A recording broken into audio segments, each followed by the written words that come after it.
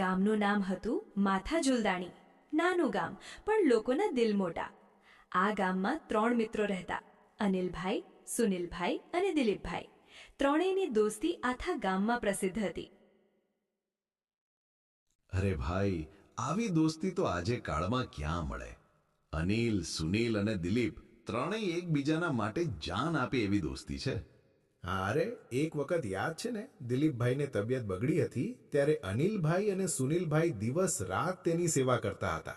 પોતાના કામ છોડીને મિત્રને સંભાળ્યા. અને ગયા વર્ષે અનિલભાઈને ખેતરમાં નુકસાન થયું ત્યારે સુનિલભાઈ અને દિલીપભાઈએ મળીને તેને મદદ કરી. એમને માટે મિત્ર એટલે પરિવાર. આ ત્રણેય મિત્રોને જુઓ તો સાચી દોસ્તી શું હોય તે સમજાય. સુખ હોય કે દુઃખ, હંમેશા સાથે જ રહે છે.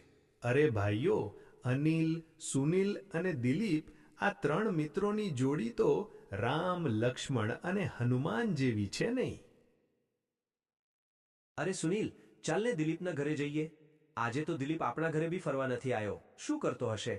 હા અનિલ, ચાલ આંટો મારી આવીએ. આજે તો ફોન બી નથી આવ્યું. ચાલ.